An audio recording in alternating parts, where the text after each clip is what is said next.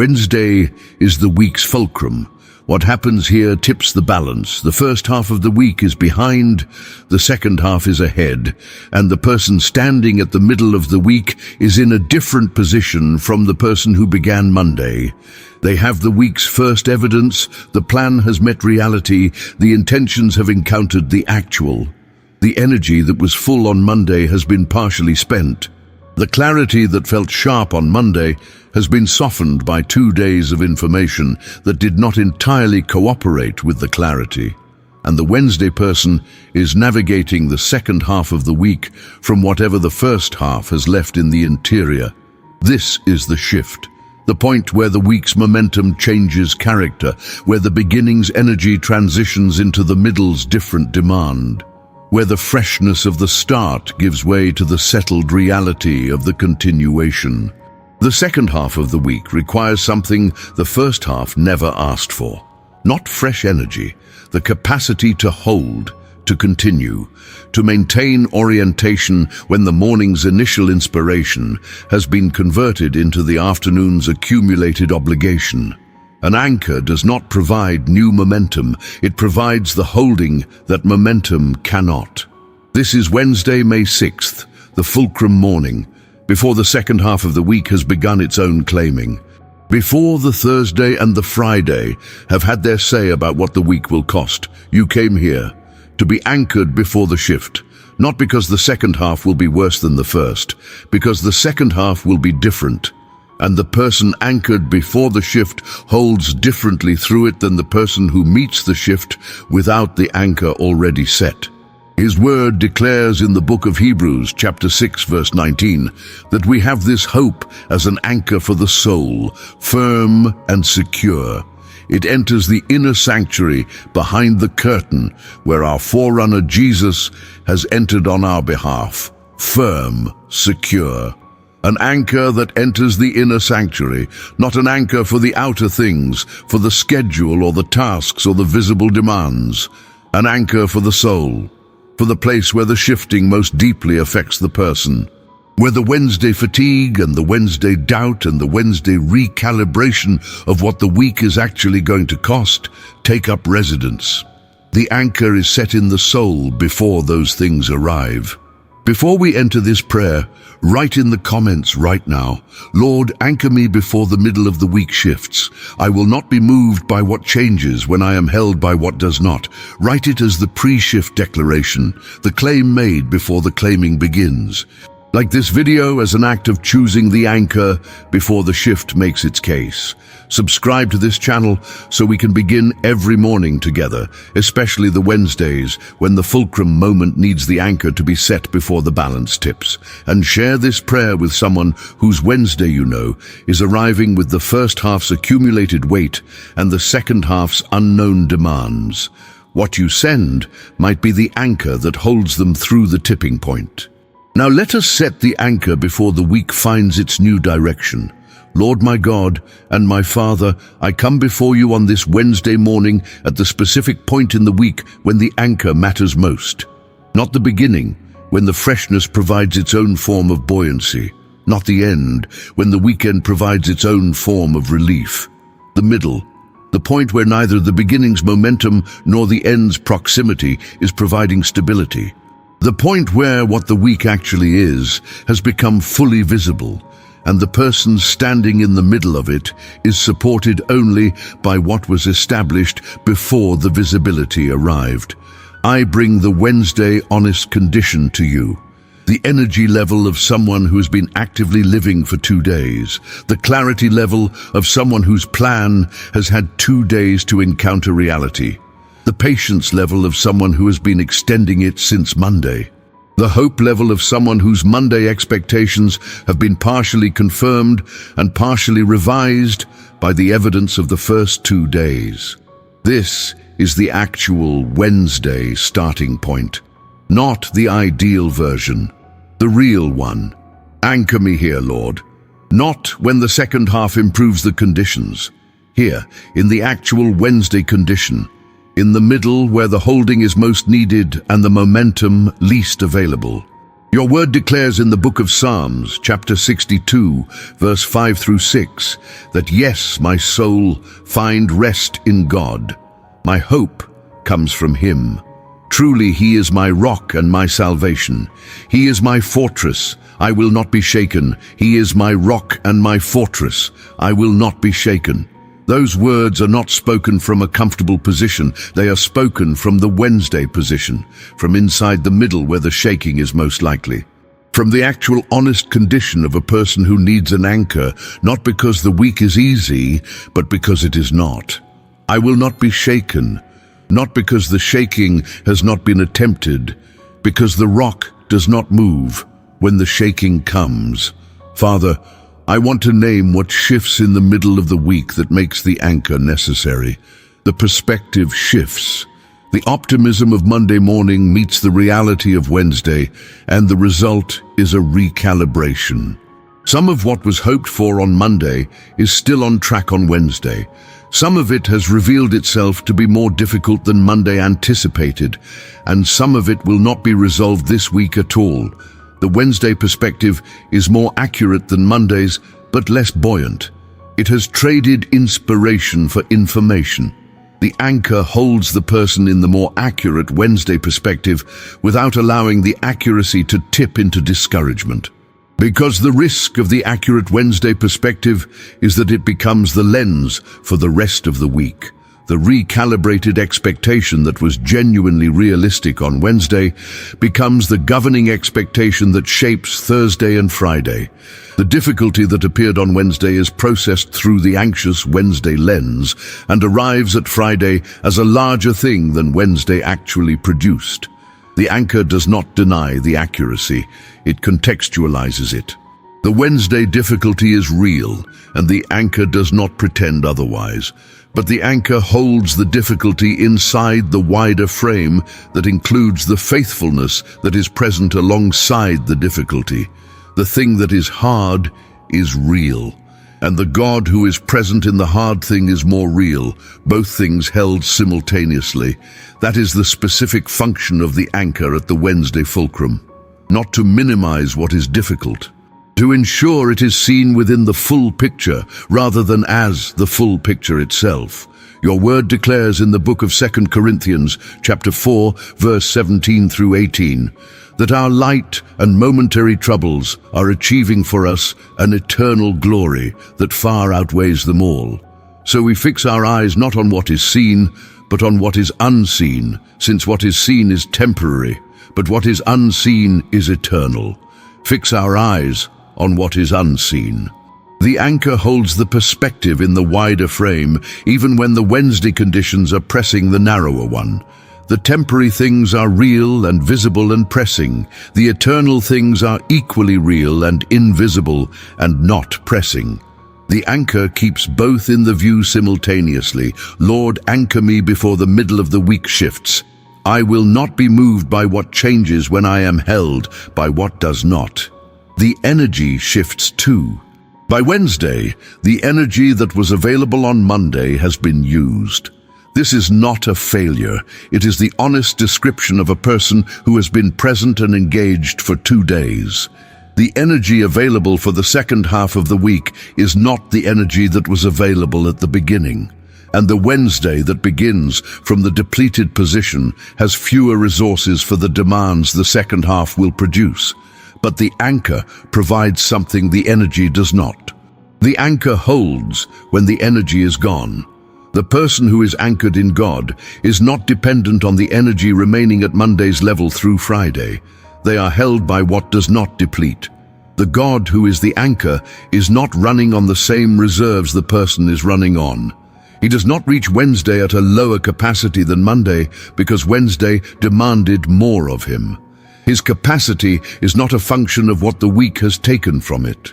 The anchored person at low Wednesday energy is still anchored, still held, still carrying the orientation of the person who was set before the shift.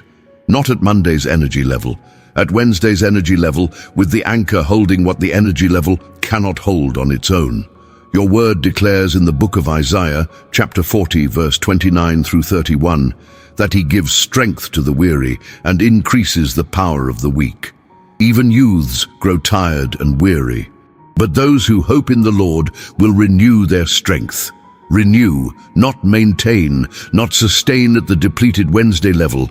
Renew. The strength available to the anchored Wednesday person is not the recycled version of Monday's energy. It is renewed, given fresh, specifically for the second half of the week's demands, by the one who does not run on the same reserves the person is running on. Lord, I want to pray now about the specific second half of the week that needs the anchor that was just set. Thursday is one day away, and Thursday is the week's most demanding point for most people. By Thursday, the urgency that arrived on Monday has had time to develop its full profile. The decisions deferred on Monday and Tuesday are fully mature on Thursday and will not wait another day. The conversations that needed to happen earlier in the week but have been deferred are now approaching the point where the deferral costs more than the having. The person arriving at Thursday from an unanchored Wednesday arrives at Thursday's full demands from a depleted and drifted starting point. The person who was anchored on Wednesday arrives at Thursday from a held position, not from Monday's freshness, from Wednesday's grounding. The anchor that was set at the midpoint holds through Thursday's specific demands in a way it cannot if it is only set at the beginning of the week. And Friday is 2 days away. The accumulation point, the day that receives everything the week produced without the week being over yet. Friday carries what Thursday carried, plus what Thursday added, plus what the weekend's proximity makes newly urgent. The Friday that receives an anchored person is a different Friday than the Friday that receives a person who drifted through the second half without an anchor. Your word declares in the book of Psalms, chapter 46, verse 1 through 2, that God is our refuge and strength and ever-present help in trouble. Therefore we will not fear, though the earth give way and the mountains fall into the heart of the sea. Therefore, the fearlessness is the conclusion drawn from the reality of the anchor, not the starting point. The rock is identified, the fortress is named, the ever-present help is acknowledged, and from the acknowledged anchor, the therefore follows. We will not fear, even if the mountains fall, even if the Wednesday shifts into a Thursday, that shifts into a Friday, that takes everything the week can produce. We will not fear, because the anchor was set before the shifting began. Lord, anchor me before the middle of the week shifts. I will not be moved by what changes when I am held by what does not. Father, I want to ask for something specific about the quality of the anchored person in the second half of this week. The anchored person is not rigid. This is important to name because anchored can be mistaken for inflexible. The anchor does not mean the person refuses to receive new information or adjust to what the second half reveals or respond to what changes between Wednesday and Friday. The anchor means the center holds while the periphery moves. The orientation is maintained while the plans are adjusted. The foundation is steady while the structure adapts. The anchored person can change direction more gracefully than the unanchored one, precisely because they are not dependent on the original direction for their stability. The unanchored person resists change because change threatens the only thing they have to stand on. The anchored person can receive change as information because what they are standing on did not change. Your word declares in the book of Proverbs, chapter 24, verse 10, that if you falter in a time of trouble, how small is your strength? The faltering is what happens to the unanchored person when the second half reveals what the first half could not see. The Wednesday anchor is what prevents the faltering from being the story of the week's second half. Not a prevention of difficulty, a provision of what the difficulty cannot remove. Let the anchored person be adaptable today, Lord. Responsive to what the Wednesday reveals, able to adjust the plan when the plan needs adjusting, and still anchored in the one whose faithfulness does not adjust with the plan. And I want to name one more thing that the anchored person's adaptability produces in the specific Wednesday interactions: the capacity to receive feedback without being destabilized by it. Because Wednesday is often the day when the feedback from the week's first half arrives. The response to Monday's decision, the results of Tuesday's effort, the early signals about whether what was planned is working or needs to be rethought. The unanchored person receives feedback as a threat. It confirms or challenges the only thing they have to stand on. The anchored person receives feedback as information. The foundation is not being measured by the feedback. The plan is. And plans that are measured and found wanting are plans that can be adjusted without the person adjusting with them. Your word declares in the book of Proverbs, chapter 15, verse 31 through 32, that whoever heeds life-giving correction will be at home among the wise. Those who disregard discipline despise themselves, but the one who heeds correction gains understanding. Life-giving correction, the feedback that arrives in the Wednesday of an honest week, is often exactly that, life-giving. Not because it is comfortable, because it produces understanding that the first half of the week, navigated without it, could not have generated. The anchored person receives the life-giving correction, because the anchor holds the person secure enough that the correction can be heard as the gift it is, rather than the threat the unanchored person experiences it as. Lord, anchor me before the middle of the week shifts.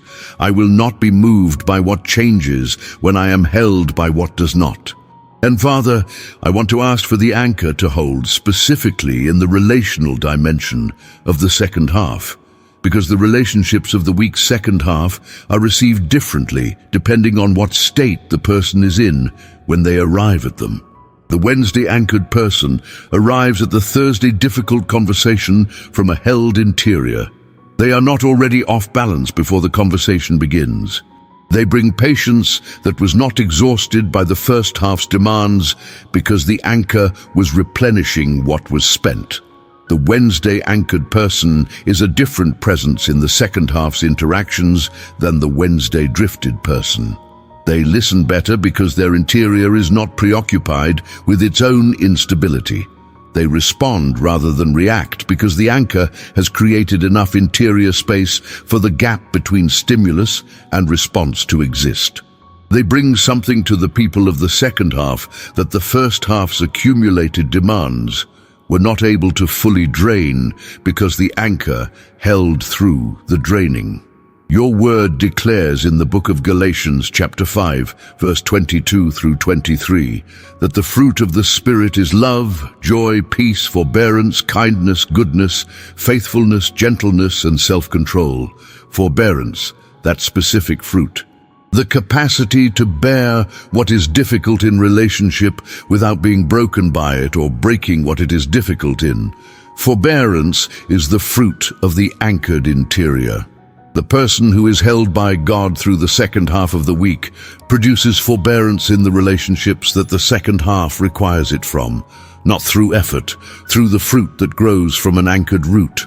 Father, as this prayer closes, I want to receive something about the Wednesday midpoint that turns it from the week's most vulnerable point into something else. The turning point, not the tipping point. The point where the week tips toward what it will become. The Wednesday that was anchored before the shift produces a second half that is anchored through the shift. And the second half anchored through the shift produces a Friday that arrives differently than the Friday that received the unanchored, drifted version of the week's second half. The turning point is here, in this prayer.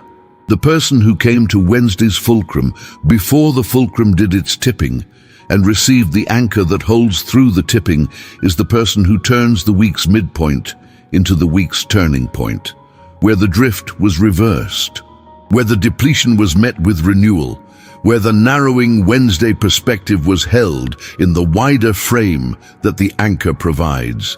Your word declares in the book of Lamentations, chapter 3, verses 22 through 23, that because of the Lord's great love we are not consumed, for his compassions never fail. They are new every morning. Great is your faithfulness, new every morning. The Wednesday compassion is not the recycled compassion of Monday and Tuesday. It is new, specific to this Wednesday, specifically sufficient for the second half that this Wednesday begins. Great is your faithfulness, not the faithfulness that was great on Sunday and has been spending down since. Great now, at the midpoint, at the fulcrum, at the most needed moment. Receive the new compassion today, Lord, the Wednesday-specific faithfulness, the anchor set for the second half's specific demands. The turning that makes this Wednesday, the point where the week found its holding rather than the point where it lost it. And I want to name something about the anchor itself that the Hebrews passage provides that is easy to pass over. The anchor enters the inner sanctuary, not the outer court.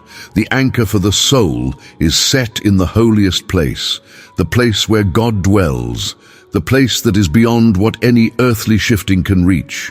And the anchor that is set in that place holds from the inside rather than from the outside. It is not a chain attached to a rock on the sea floor. It is a connection to the place where the sea floor itself is grounded, where the rock of the rock is. That is where this Wednesday morning prayer is setting the anchor, not in the visible structure of the day's obligations, in the inner sanctuary, in the place where God is, and where the shifting of the week's second half has no jurisdiction. The outer things shift, the inner sanctuary does not, and the soul that is anchored there is held by what the shifting cannot reach. Your word declares in the book of John, chapter 14, verse 27, that Jesus says, "My peace I give you. I do not give to you as the world gives. Do not let your hearts be troubled, and do not be afraid." My peace, given, not conditional on the Wednesday conditions cooperating, given, before the second half has shown its hand. Before the Thursday difficulty has declared itself, before the Friday accumulation has arrived, the peace is given now, at the fulcrum, before the tipping, into the anchored interior that this prayer is establishing. Receive it now, the peace that was given before the Wednesday needed it, the anchor set in the inner sanctuary before the outer things found their Wednesday direction. Lord, anchor me before the middle of the week shifts. I will not be moved by what changes when I am held by what does not. That is the declaration this Wednesday begins from. The anchor is set at the fulcrum. The second half has not yet had its say, and the person entering it is held by what does not change when everything else does. The rock is still the rock. The fortress is still the fortress. The ever-present help is present. And the second half of the week meets a person who was anchored before the shift came. To everyone who prayed with me this morning, go back to the comments and write it one final time. Lord, anchor me before the middle of the week shifts. I will not be moved by what changes when I am held by what does not.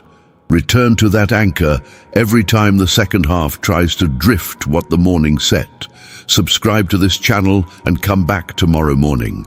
We are here every day, setting the anchor at every point in the week where the anchor is most needed. Share this prayer with someone whose Wednesday is arriving at its fulcrum, not someone who needs the second half to be easy, someone who needs to be held through the second half regardless of what it is. May the Lord anchor your soul today at the point in the week where the holding is most necessary. May the second half of this week be navigated by a person who was held before the navigation began. May the forbearance and the patience and the wider perspective of the anchored interior hold through every Thursday and Friday, demand that the Wednesday's turning produces. And may you arrive at the end of this week with the quiet evidence of someone who was held at the fulcrum and did not tip. In Jesus' name, amen.